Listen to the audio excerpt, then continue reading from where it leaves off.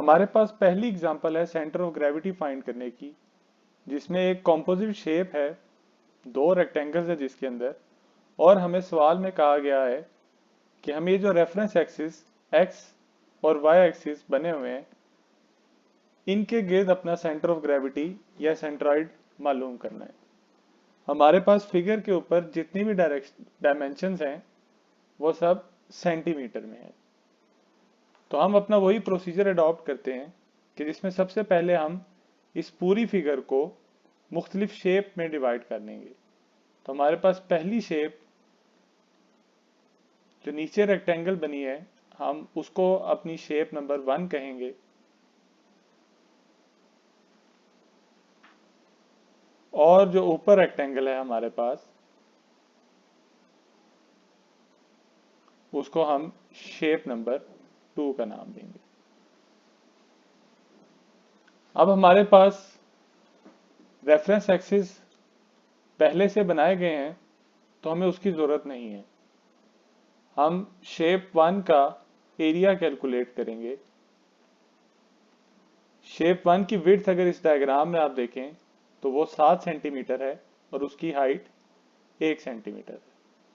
तो इसका एरिया बनेगा 7 मल्टीप्लाई बाय 1, 7 स्क्वायर सेंटीमीटर।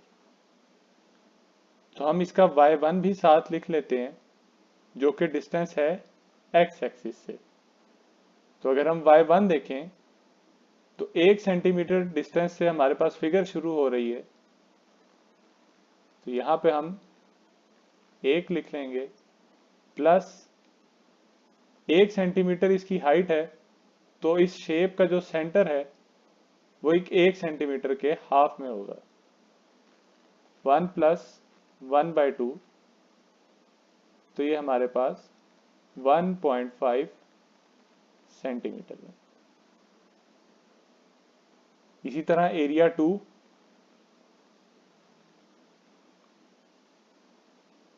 उसकी विड्थ है हमारे पास 1 सेंटीमीटर और हाइट है 3 सेंटीमीटर।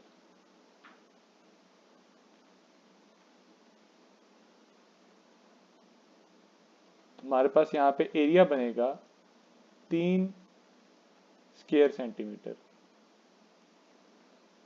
y2 मालूम करेंगे इसका, यहाँ से डिस्टेंस 1 सेंटीमीटर, फिर शेप 1 1 सेंटीमीटर, 1 प्लस 1।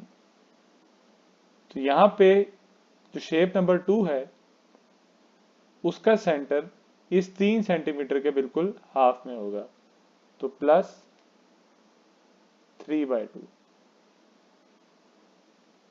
हमारे पास इसका सेंटर बनेगा 3.5 सेंटीमीटर। तो हम यहाँ से सेंट्रॉइड का डिस्टेंस जो कि y x एक्सिस से होगा, parallel to y axis, a1 y1 plus a2 y2 divided by a1 plus a2। a1 हमने कैलकुलेट किया हुआ है 7 multiply by 1.5 plus 3 multiply by 3.5 divided by दोनों एरियाज का सम। एरिया 1 है 7 प्लस एरिया 2 है 3। तो जब हम इसको कैलकुलेट करेंगे तो हमारे पास सेंट्रॉइड का डिस्टेंस आएगा 2.1 सेंटीमीटर, जो कि x एक्सिस से। दूसरा हमारा सेंट्रॉइड का डिस्टेंस होगा y एक्सिस से, जिसको हम कहेंगे x बार। x बार के लिए हम एक्सिस ऑफ सिमेट्री का सहारा लेंगे, क्योंकि यहाँ पे अगर हम देखें, अगर हम इस फिगर के बिल्कुल सेंटर से लाइन ड्रॉ करते हैं y एक्सिस के पैरेलल, तो ये शेप उसके गिर्द सिमेट्रिकल है। तो जब भी हमारे पास ऐसी लाइन ऑफ सिमेट्री बन रही हो कि जिसके दोनों तरफ वो शेप बराबर हो, तो उसका सेंट्रॉइड बिल्कुल उस लाइन पे एक्ट कर रहा होता है। तो यहाँ पे अगर हम डिस्टेंस देखें वाई एक्सिस से, तो पहले हमारे पास 2 सेंटीमीटर फिगर का डिस्टेंस है, तो यहाँ पे 2 प्लस, अब हमारे पास शेप 1 है जिसकी पूरी विड्थ है 7 और इसका हाफ होगा बिल्कुल 7 के हाफ में।